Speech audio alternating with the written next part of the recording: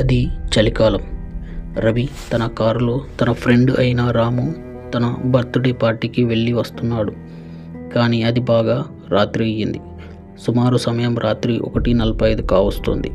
అప్పటికే బాగా లేట్ అయిపోయింది అని రవి చాలా స్పీడ్గా కారులో వస్తున్నాడు.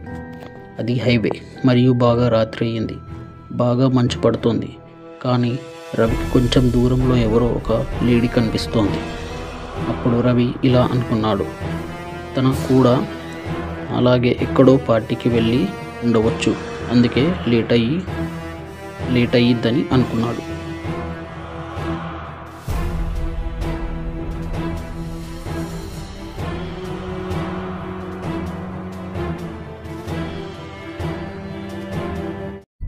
అందుకే లేట్ అయ్యిందేమో అని అనుకున్నాడు. అప్పటికి ఆ హైవే రోడ్డులో ఆ అమ్మాయి చేతులు చాచుతూ కారు కోసం లిఫ్ట్ అడుగుతోంది. అది చూసిన రవి కారును నెమ్మదిగా తన దగ్గర ఆపాడు. కానీ మీరు ఎవరు, ఈ సమయంలో ఇక్కడ ఎందుకున్నారు అని అడిగేలోపు తను ఆ పొగమంచులో కనబడకుండా పోయింది. కానీ రవి కారు దిగి చూడగా అక్కడ ఎవరూ లేరు. రవి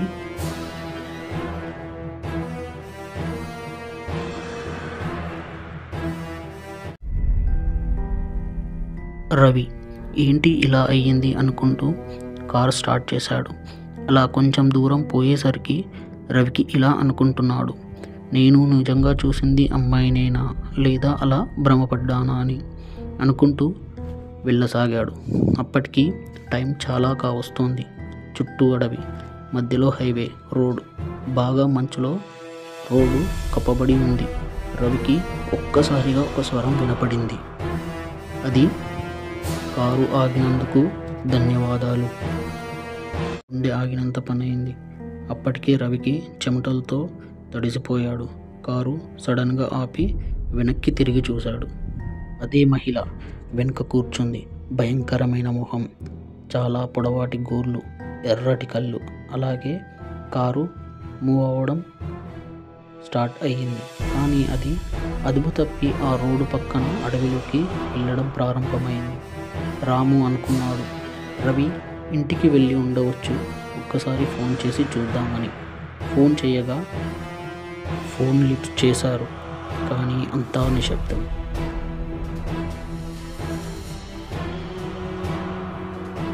కాసేపటికి ఎవరో వింత శబ్దాలు వినిపిస్తున్నాయి. అప్పుడు రాము అనుకున్నాడు, ఏదో జరిగి ఉండవచ్చు అని.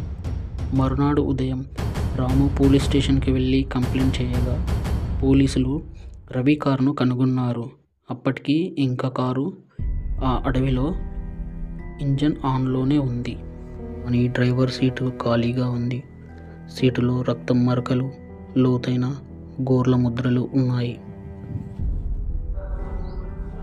మరి రవి ఇంకా ఏమై ఉండొచ్చో.